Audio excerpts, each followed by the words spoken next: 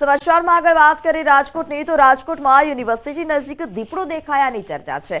Saurashtra university નજીક દીપડો દેખાયાની ચર્ચા। આશંકાને પગલે વન વિભાગની ટીમે તપાસ શરૂ કરી છે। તપાસમાં કોઈ શંકાસ્પદ ગતિવિધિ જોવા મળી નથી। તકેદારીના ભાગરૂપે વન વિભાગે નજર પણ રાખી હતી, ત્યારે દીપડો આવ્યાની વાતથી સ્થાનિકોમાં ફફડાટ ફેલાયો હતો।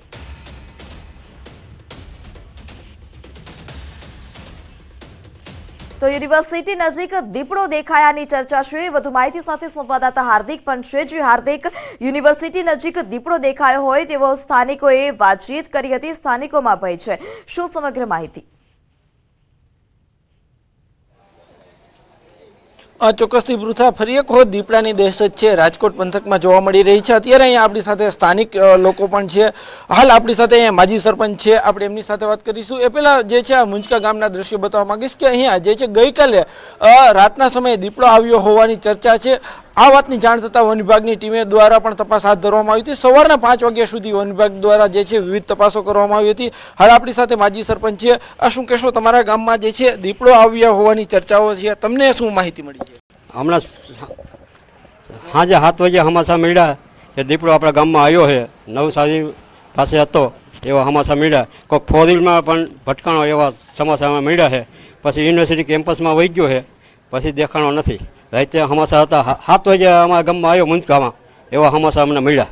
ખાસ કેવી બીક છે ગામને બીક તો હોય ને ભાઈ, બહુ બીક છે ગામમાં, એને બહુ બીક છે। અમારી યુનિવર્સિટીના હંધાય માલધારી આ તે બીજા ત્રીજા નાના પશુવાળા બહુ બીક છે અમને।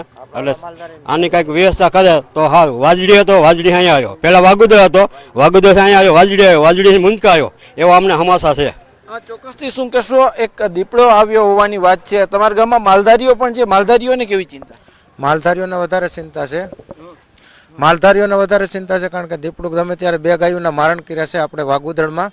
ત્યાં વન વિભાગને પછી બોલાવ્યા હતા, એવા અમને સમાચાર મળ્યા છે, પછી ત્યાંથી નહીં ચોક્કસ છે। ચોક્કસથી હાલ આપણી સાથે અહીંયા ગામના વડીલો પણ છે, તમે ક્યારે વાત મળી હતી અને ત્યારે ગામના લોકો કેવા એલર્ટ છે? એ હાઈના વાત સાંભળી અને આવ્યો એ સાચી વાત છે। અમે બધા અહીંયા ખ્યાલ હતા, બધા રાતના હવા લગ્નની વાત થાય, વન વિભાગ વાળા હતા એમ। પછી તમે લોકો ગામના લોકો મોડી રાત સુધી જાગ્યા હતા, શું મોડી રાત લગ્ન જાય ગયો। ચોક્કસથી હાલ જે રીતના પૃથા ગામના લોકો છે, આ ગામમાં માલધારી સમાજના લોકો પણ રહે છે, પશુપાલકો પણ રહે છે। ખાસ કરીને દીપડાની દહેશત જે અત્યારે જોવા મળી રહી છે, વાતની જાણ થતાં જ જે છે ફોરેસ્ટ વિભાગની ટીમ જે છે મોડી રાતે તપાસ કરી હતી, રાતભર તપાસ કરી હતી, સવારે 5 વાગ્યા સુધી તપાસ કરી હતી। અને ફરી એક વખત એવી પણ માહિતી મળી રહી છે કે દીપડો આજે રાતે પણ અલગ અલગ વિસ્તારોમાં પેટ્રોલિંગ ગોઠવ્યું છે અને અલગ અલગ વિસ્તારોમાં તપાસ પણ કરવામાં આવશે।